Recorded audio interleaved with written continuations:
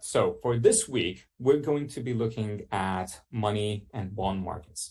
We will understand a little bit about interest rates and how interest rates are determined. And then we will look at the yield curve and what kind of role yield curve plays in making a decision about investing in a particular bond. And then after this, we'll look at the difference between bond markets and money markets. And finally, we'll see what are the different types of bonds available out there. So to start things first, when we look at interest rates, the very first question that comes into mind is, how are interest rates actually determined? Normally, interest rates are determined by multiple factors. These could be based on the money supply and demand. It's also based on the real GDP and on the general price levels. When we first look at money supply and money demand, basically, when we talk about money supply, it refers to the amount of money or currency that is out there in circulation currently.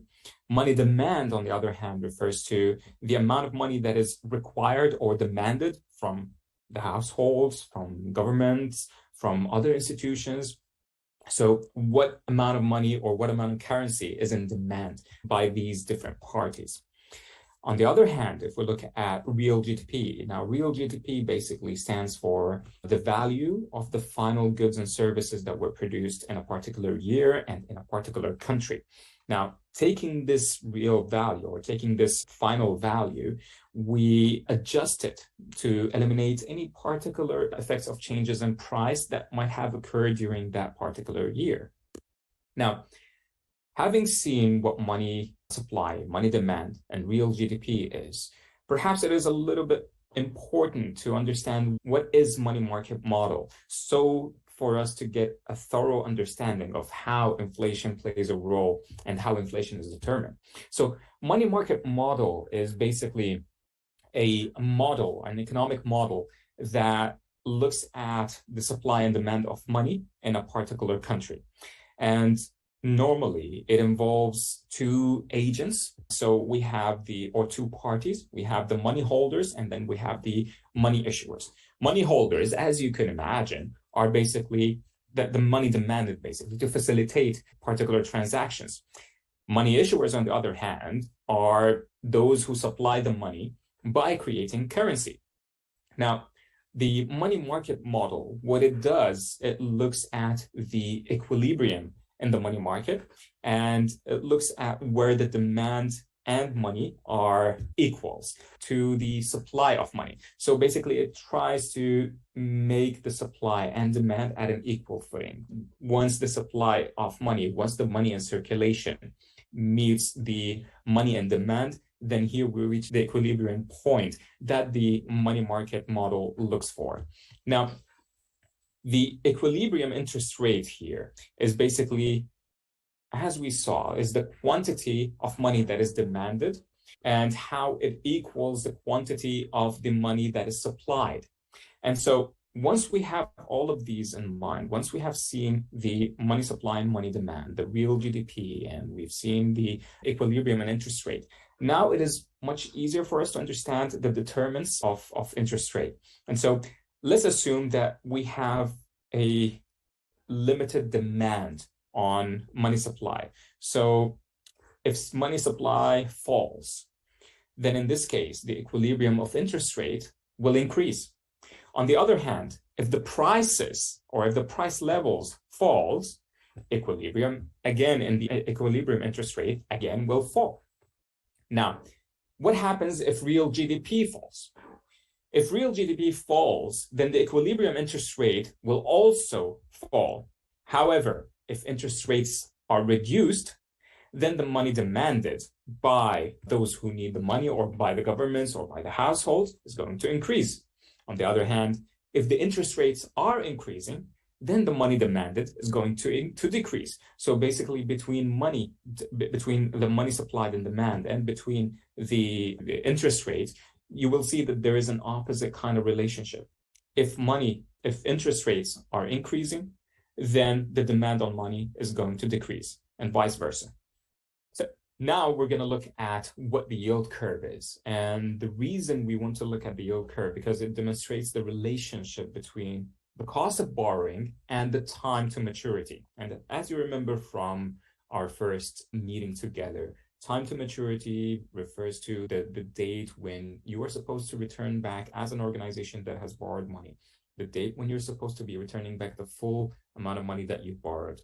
And here, what we want to see what is the relationship that exists between the cost of borrowing and between that maturity date. Now, the yield curve, what it does, it basically shows us how the interest rate looks across similar debt contracts, but these debt contracts have perhaps different contract lengths to them. And so we will see the relationship again between the interest rate and between the maturity, the time to mature. And as part of the different results that we would get from the yield curve, we have three main results. The first one is a flat yield curve. Basically, it's just flat. And this means that all the maturities, they have the same exact or similar yield. And this does not signal anything good for us. It perhaps is a sign of times of uncertainty.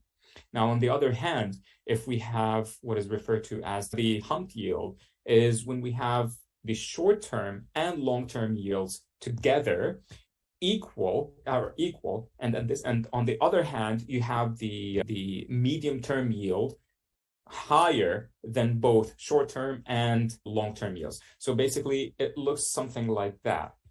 And when we're looking at a humped yield, what it signals, it means that the yield on a particular bond or the yield on bonds increases first, and then they decrease in relationship to the maturity and in relationship to the maturity. So if the maturity increases, then the bond increases and then it decreases. Now, what also this demonstrates to us, it gives us somewhat of an alarming signal if we're talking about economies that are still transitioning economies. Now, finally, the third kind of results that we could get from a yield curve is an inverted curve. And an inverted curve basically occurs when you have your long-term yield lower than the short-term yield.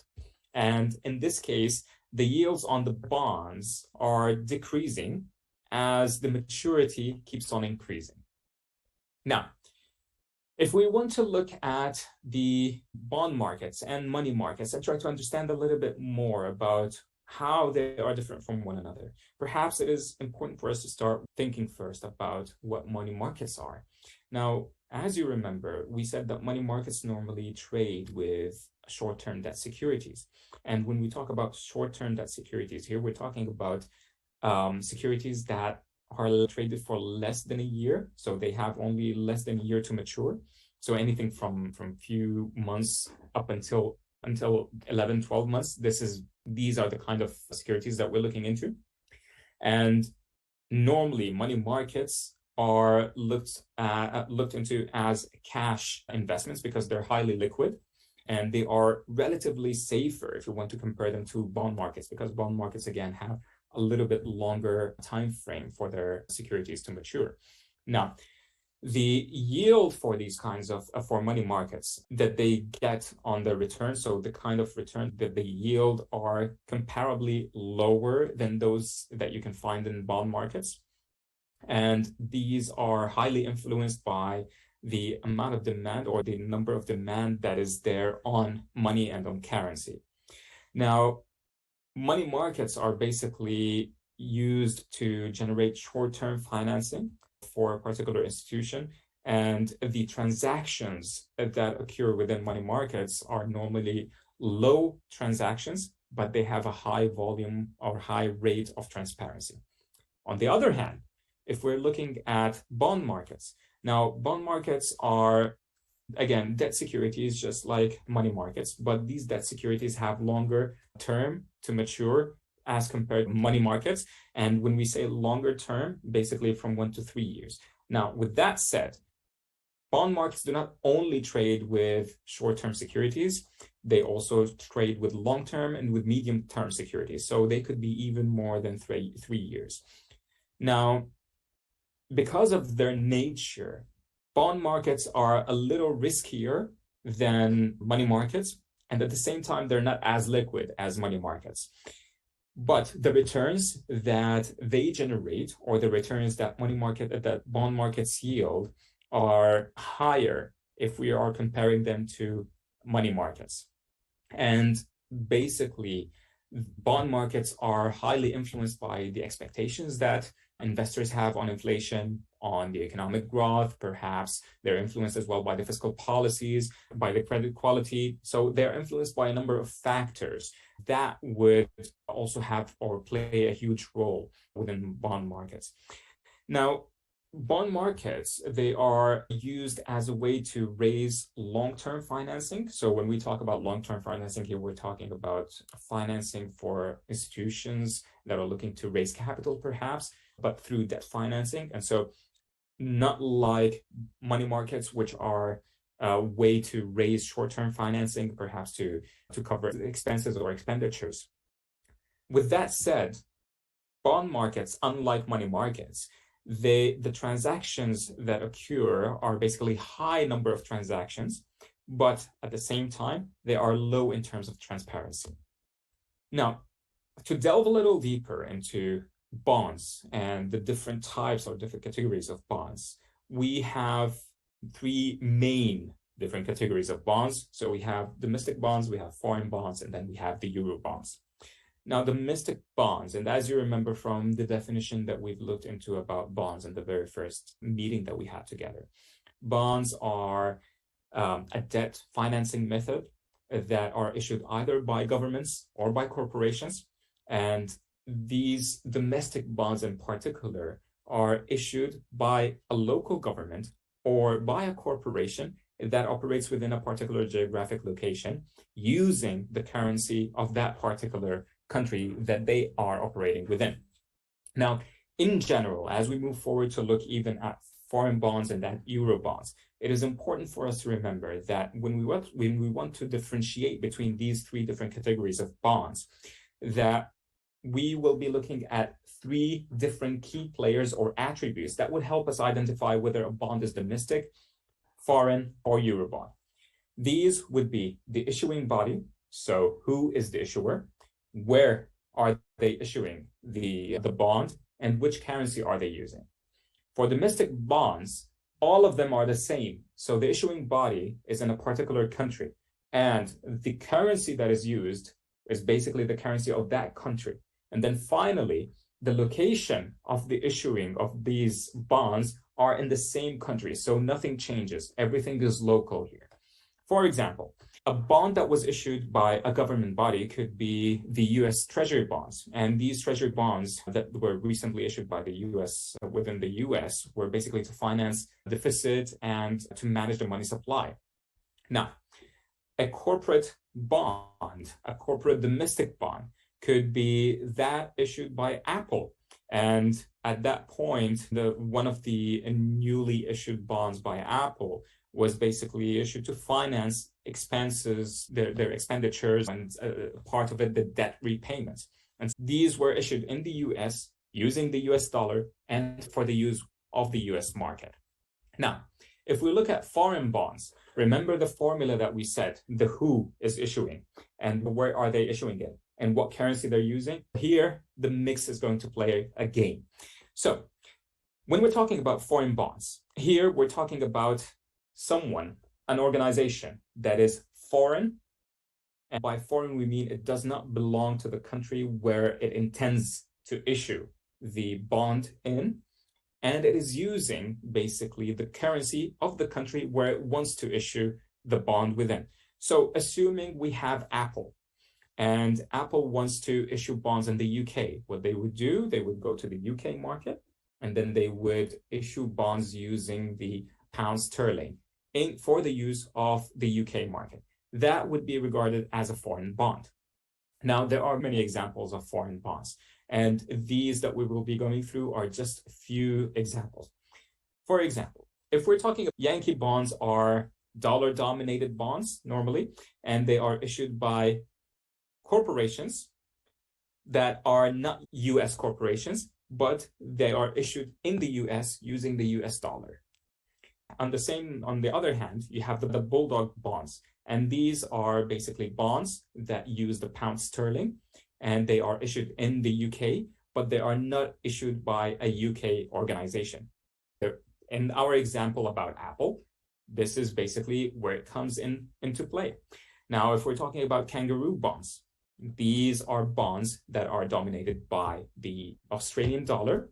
They are issued in Australia, but they are issued by a non-Australian company or organization.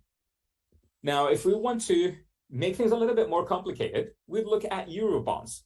Now, remember the formula again, the who, where, and the currency. Here, everything is different. So the company does not necessarily belong to the country where it is used, where the currency that they used is from. And at the same time, they're not issuing the bonds in that particular country that they're using the currency from.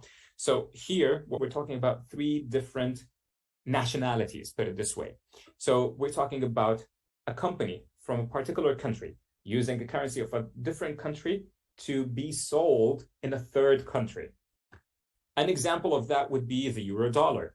Now, a euro dollar is a US dollar dominated bond that is issued by an international company, and it's traded outside of the US and at the same time outside of the country of the issuing body. If we want to make an example, would be perhaps a UK-based company that is issuing a bond using a US dollar, and this bond is to be traded within the European market. Now, the euro yen, on the other hand, is a Japanese yen denominated bond. It is issued again by an international entity, and this international entity from a particular country is using the yen, but the market that it's going to be selling these bonds are going to be an absolutely or completely different market.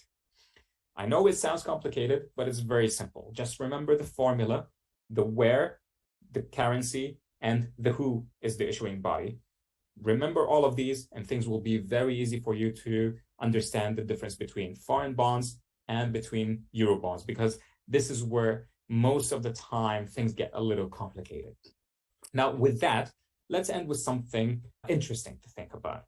Now, what do you think about governments and corporations who are using debt financing as an option?